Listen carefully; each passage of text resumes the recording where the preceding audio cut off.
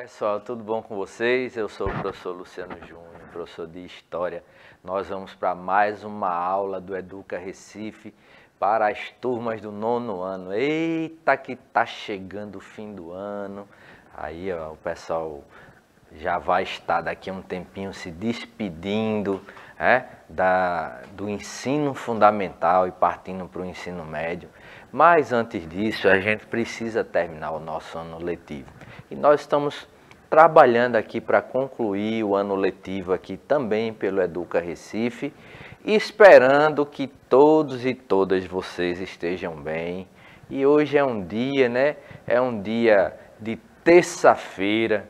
Hoje a gente inclusive poderia estar torcendo mais uma vez para a seleção brasileira, mas falhou, não deu.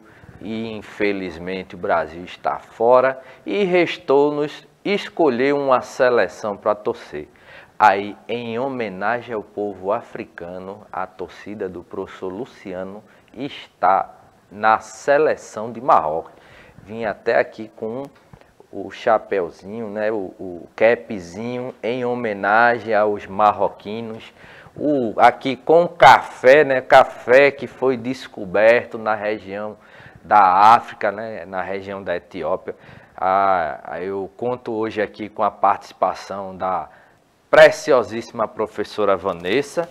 E professora, a senhora sabe que o café ele foi descoberto ao acaso. Um pastor de ovelhas estava lá pastoreando e viu que as ovelhinhas comeram as plantinhas vermelhinhas lá, uns frutinhos, e começaram a ficar bem elétricas. Aí ele resolveu levar, torrar e fazer uma bebida. E foi descoberto aquele que nos dá energia ao longo do dia, o café. E aí, professora, tudo bom? Tudo bom, professor Luciano. Eu também estou aqui com o meu cafezinho, E na torcida também, viu? Eu estou aí junto com você, torcendo aí pelo Marrocos hoje. Depositar aqui do lado meu cafezinho. Então vamos embora para essa aula. E vamos para a aula, Eu estou aqui aguardando a participação de vocês no chat, certo, gente? Então interajam, deixem comentários, tirem dúvidas, que a gente vai ficar bem contente aqui com a participação de vocês. Boa aula. Então, nesse sentido, vale lembrar, já apresentei a professora Vanessa, a gente conta com uma equipe maravilhosa aqui junto conosco. E hoje nós temos a ajuda da Karen aqui, ó, no cantinho. Karen, nossa intérprete de Libras, que nos ajuda para que nossas aulas se tornem mais acessíveis para todos e todas. Mas a gente também conta aí, ó, com a produção maravilhosa do Deivinho e da Stephanie. Ali, ó, por trás das câmeras, estão lá ajudando para que a gente apareça aqui mais bonito do que a gente já é, né, professora? Parafraseando o professor Gilson, é uma turma de rostinhos lindos. Então, aqui, trabalhando para que vocês compreendam, os conteúdos. E hoje, a gente, depois de toda essa introdução, lembrando que vocês estão assistindo a nossa aula aqui pela TV Nova, essa aula é reprisada no turno seguinte, essa aula vai para o canal do YouTube do Educa Recife, onde vocês podem assistir o vídeo, com a velocidade normal. Quem gosta de acelerar, pode voltar para tentar entender o que não entendeu, pode deixar lá comentário, compartilhar com os colegas de outras escolas e de outras redes, deixar os comentários, que na medida do possível a gente vai vendo os comentários de vocês. E também podem acessar nossa aula pelo aplicativo do Educa Recife. Aí, ó, equipe proativa e eficiente, é isso. O Devinho já jogou aqui no canto os QR Codes, aponta o celular para o QR Code, vai direcionar você para a loja de aplicativos do iOS ou do Android. Baixa o aplicativo do Educa Recife e, ó, supimpa. Aí, a partir de então, você pode assistir às nossas aulas com a sua internet financiada e ainda participar, interagindo conosco pelo chat, que a professora Vanessa já está ali a postos, Qualquer comentário, qualquer pergunta, vocês jogam que ela ou responde diretamente para vocês ou joga para mim e a gente, sabendo ou não, a gente vai responder vocês. Eu digo, sabendo, não sabendo, a gente vai responder. Como é, professor, que o senhor vai responder que sem saber, dizendo que não sei. E dizendo, né, que vou pesquisar para poder responder as dúvidas de vocês em uma próxima aula. Mas vejam, na aula passada, a gente falou sobre o golpe civil-militar, né, aqui no Brasil. Aí, ó, o nosso mascote, o Fofozinho, ele mais uma vez perguntando, isso é um tema polêmico, professor? É verdade, Fofozinho. Então é um tema muito polêmico, um tema, inclusive um tema muito importante quando a gente estuda a história do Brasil. É a gente entender como é que ocorreu, né, esse golpe, né, civil-militar, né, não cívico, né, cívico seria outra coisa. Então, o golpe civil-militar. Então, nesse sentido, né, a gente fala em ditadura, né, um golpe civil-militar que foi responsável pela implementação de um regime ditatorial no Brasil que durou aí 21 anos, né? Vai de 64 a 1985, quando a gente tem o período de redemocratização iniciado, né? Que vai culminar com a promulgação da Constituição Brasileira de 1988. Não à toa, isso foi um processo tão interessante que a Constituição de 88, que é a que a gente utiliza até hoje, ela foi chamada de Constituição Cidadã, né? Porque ela restabelecia ali o regime democrático, né? E restabelecia ali todos os direitos de cidadãos e cidadãs do povo, né, brasileiro, né? Que haviam sido, né, ali cerceados, né, pela ditadura militar, ok? Então vejam, né, hoje nós vamos continuar aqui, ó, estudando como a ditadura civil-militar se estabeleceu, quais foram as medidas tomadas pelo governo ditatorial e os seus impactos sobre o Brasil. O Fofozinho está dizendo aqui que está ansioso, e você que está aí em casa está ansioso também? Está ansiosa? Espero que sim, né? Vamos continuar. Vejam, vale a gente retomar este conceito, né, de ditadura, né, um conceito que a gente trabalhou na aula passada. Então, vale lembrar que uma ditadura, ou um regime ditatorial, ou um período ditatorial, certo? A ditadura é um regime político autoritário, né? É um regime político autoritário que é mantido pela violência, seja a violência física, a violência psicológica ou a violência simbólica, mas é um regime de violência, né?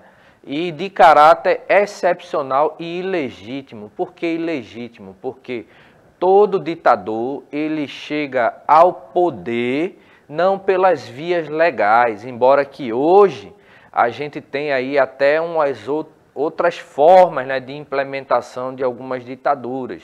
As ditaduras que ocorrem, né, por meio das chamadas revoluções coloridas, né, ou se utilizando aí do que a gente chama de guerra híbrida, né? Então, nesse sentido, às vezes acontece o seguinte, né?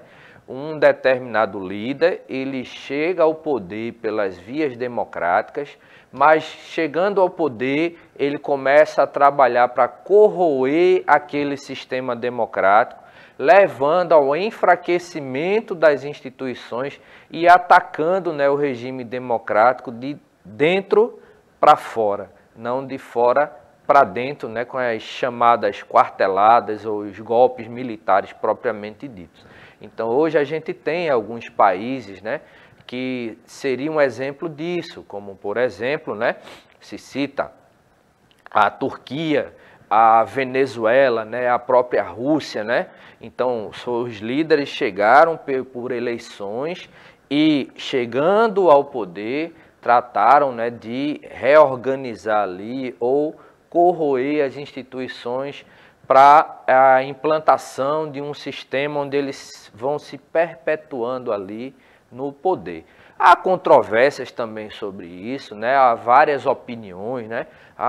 O regime tal é ditatorial, regime tal não, não é ditatorial, ele apenas tem uma forma, né, de organização diferente do que a gente vê aqui no Ocidente.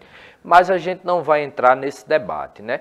O fato é que as ditaduras que ocorreram, né, nesse período que a gente está tratando, né, de 1964 aqui no Brasil, até então, as ditaduras que ocorreram, né, no mundo nesse período foram efetivadas, né, foram implantadas, né, implementadas por meio de golpe, né, golpe militar, certo?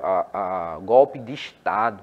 Então, nesse sentido, né, daí a gente falar que as ditaduras, elas são ilegítimas, porque o ditador, ele chega ao poder não por meio das eleições, não por meio das instituições democráticas, mas por meio de golpe, né? E isso é muito complicado, não é, professora? Professor Luciano, é interessante também a gente destacar, né, que num regime autoritário, né, como uma ditadura, você não tem liberdade de expressão. Exatamente. E quem se opõe, né, àquele regime sofre repressão, né? Então, imagina você viver em um regime, né, num sistema onde você não pode ter a sua liberdade, né? Então, é difícil, viu? Então, justamente por isso que é importante a gente trabalhar, né, e saber que o Brasil já vivenciou, né, um regime desse. Exatamente. Né? É importante que a gente tenha esse conhecimento aí da história do nosso país, para que não se repita, né? Que é tão bom a gente viver em liberdade, né? Onde a gente possa se expressar. E liberdade, ela caminha junto com responsabilidade. A gente sempre fala e reforça isso aqui, né?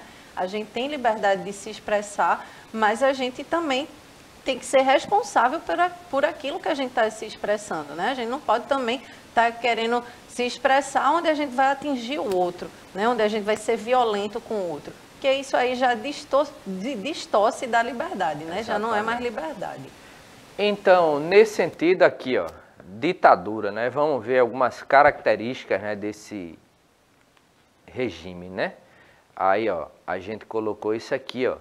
Primeiro, um regime ditatorial, ele trabalha aqui, ó, com a limitação e inexistência de debates políticos. Para que debater política? Para que debater, por exemplo, se a gente vai direcionar uma verba, né, do Estado para a construção de escolas ou para a construção de hospitais? Não, o pessoal não tem liberdade para debater essas coisas. Não tem liberdade para dar a opinião com relação a determinadas questões. E, ó, gente, é uma coisa muito séria que a gente tem que colocar aqui, é que, embora a liberdade de expressão ela seja um direito, né, quase que inalienável, né, do ser humano, certo? Um direito, né, fundamental, certo? A liberdade de expressão, ela não é um direito irrestrito, né? A liberdade de expressão, ela está condicionada a questões legais, de forma que você não pode utilizar, certo, o seu discurso, o seu direito de fala para defender crime, certo? Então, o limite da liberdade de expressão no nosso país, né, prescrito pela Constituição de 1988, ele está no fato de que eu posso falar qualquer coisa, desde que aquilo que eu esteja falando, né, ou defendendo, não vá contra o que está na Constituição, no Código Legal. Vou citar um exemplo. Eu não posso defender, por exemplo, o espancamento de pessoas negras. Por quê? Seria racismo. E racismo, pela nossa Constituição, é crime, né? Então, mas existem pessoas que, infelizmente, né, elas vêm trabalhando na ideia de que a gente teria o direito até de defender essas coisas, certo? O cara tem que ter direito de defender, usar a liberdade de expressão dele para defender tudo, por mais besteira, mas não é besteira, não é questão de ser besteira, é questão de ser ou não crime, né? Então, o nosso limite vai até onde diz que vai a lei, certo? Mas durante o período da ditadura, essa liberdade de expressão, né, os debates políticos, ela foi cerceada. Não existia, não à toa, inclusive, o Congresso Nacional ele foi fechado. Os deputados e senadores foram destituídos dos seus cargos. Né? Então, esse debate constitucional, esse debate legal, ele foi cerceado, né? Ele foi impedido. Né? Então, outra coisa, o controle sobre a imprensa e falta de transparência. Ah? Então, é aquela coisa, né? Há quem diga, por exemplo, durante o regime militar não houve corrupção. Ah? E o que é uma mentira. Por que se passa aquela ideia de que não houve corrupção? Porque não se permitia investigar. Pronto, a gente está aqui hoje dando aula para vocês pela TV, a gente tem um veículo de televisão, de imprensa, né? Que a gente faz uso dele aqui para as nossas aulas, que é a TV Nova. Mas imagine que durante esse período, os repórteres, os apresentadores da TV, né, ou do rádio, né, como a TV Nova, eles não tinham direito de apresentar todas as notícias. Existia um departamento chamado Departamento de Imprensa e Propaganda, o DIP, certo? Que ele estabelecia uma censura prévia em todas as notícias, as reportagens, né? As músicas, as novelas que iam ao ar. Então, se alguém tiver a curiosidade de pesquisar na internet jornais, né, da época da ditadura, né, vocês vão ver que alguns desses jornais eles vão ser publicados com uma tarja preta em cima de alguns textos. Ou seja, aquilo ali indica que aquele texto ele foi censurado e que ele não podia ir para o ar. Porque, na certa, ele falava alguma coisa que os ditadores, né, do período militar, eles não desejavam que o povo tivesse conhecimento. Então, se a gente não investiga, não descobre corrupção. Então, daí é muito fácil falar, né, na ausência de corrupção durante esse período, porque não se investigava. Né? Então, por exemplo, hoje a gente tem um problema muito grande também com relação à questão da justiça no Brasil, porque é uma porcentagem muito pequena dos casos, né, de roubo, sequestro, assassinato, que tem as suas investigações chegando até o final e descobrindo realmente quem foram os criminosos, né, para puni-los. Falha do sistema de justiça nosso, que ainda necessita ser melhorado, mas existe. Imagine, e olhe que a gente tem liberdade para investigar.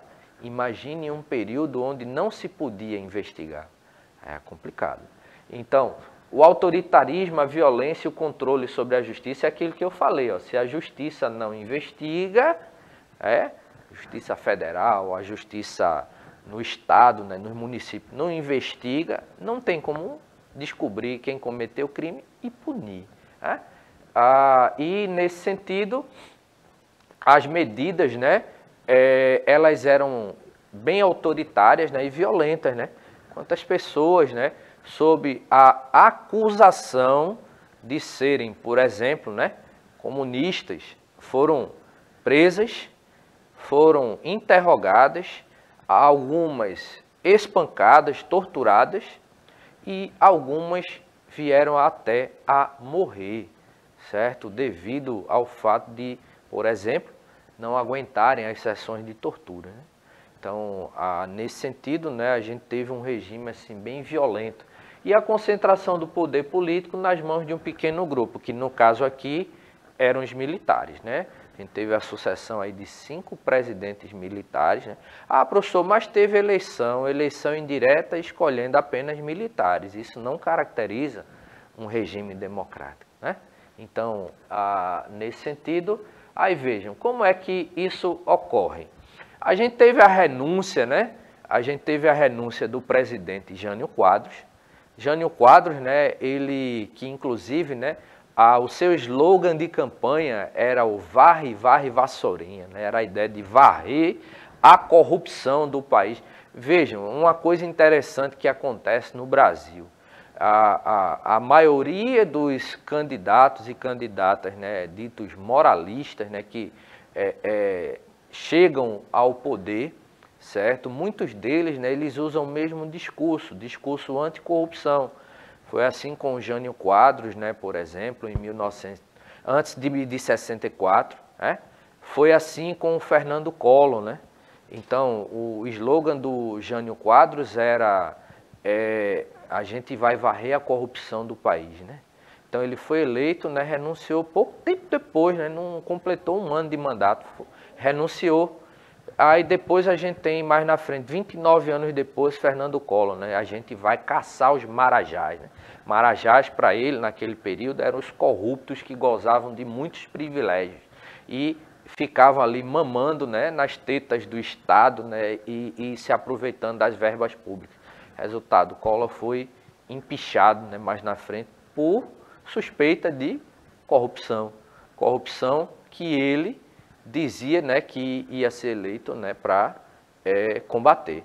Então, esses discursos eles vão se repetindo, né, ao longo do processo. Mas aí o que é que acontece? Com a renúncia de Jânio Quadros, a gente vai ter aí, né, a questão de que quem vai chegar ao poder mais na frente vai ser o João Goulart, certo? Mas aí o que a gente vai observar é que, aqui, Jânio Quadros, ele renuncia em 25 de agosto de 1961. E ele dizia, né, em carta ao Congresso, né, que forças terríveis o haviam levado a tomar aquele gesto. Aqui, Jânio Quadros, ele aqui.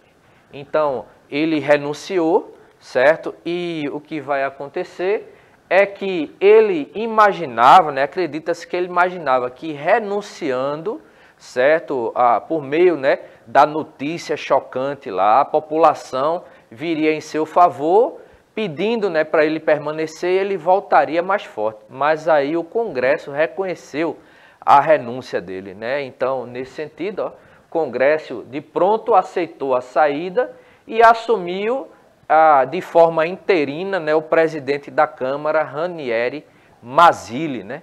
Mas o vice, né, que no caso, o vice do Jânio, né, que era o João Goulart, ele fazia uma visita oficial à China e os militares nesse período, vamos lembrar que nesse período a gente está passando pelo período da Guerra Fria, né?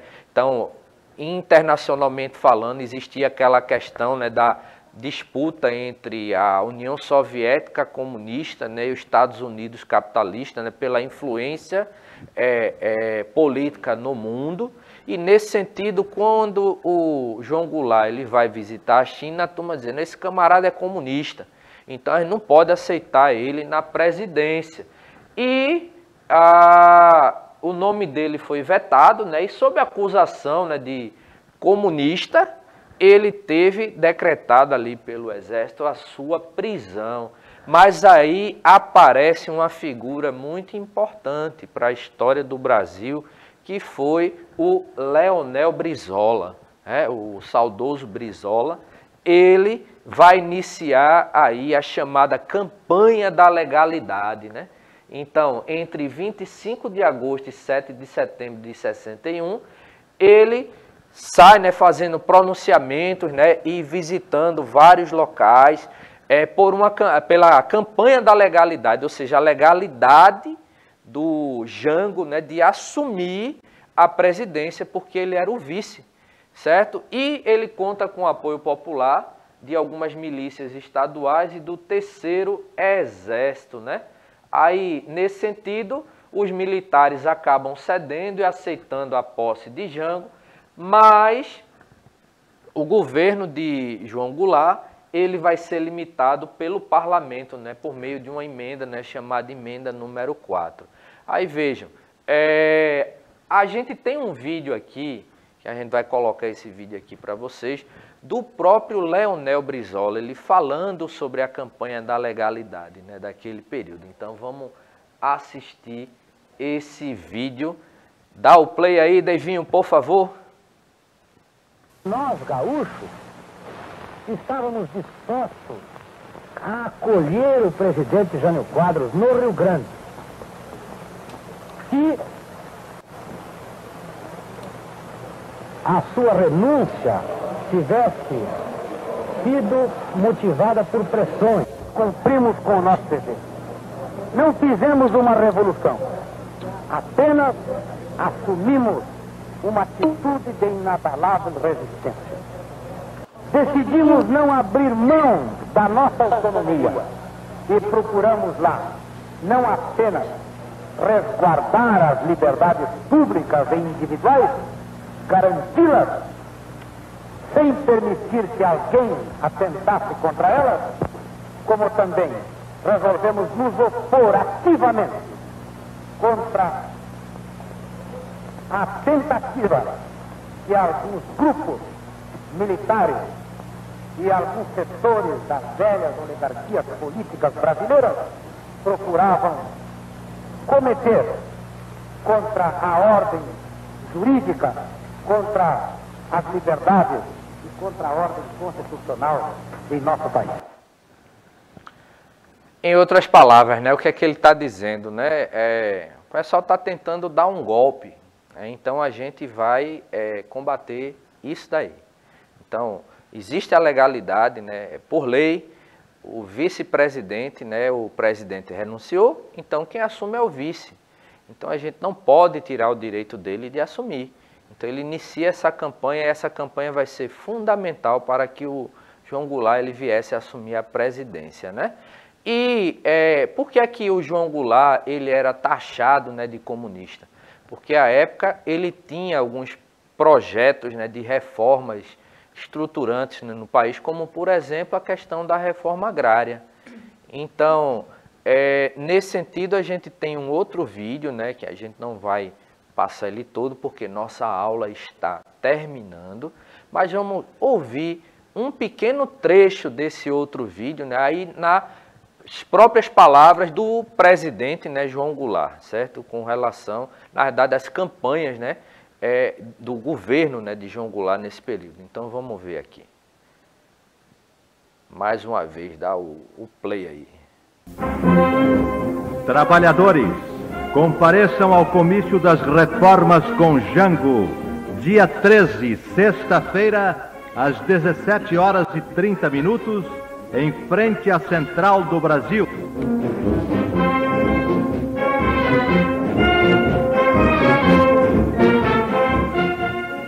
Avante com as reformas para um Brasil melhor. Brasileiro, vamos progredir com ordem, paz e bem-estar social. Compareça ao monumental comício das reformas com Jango.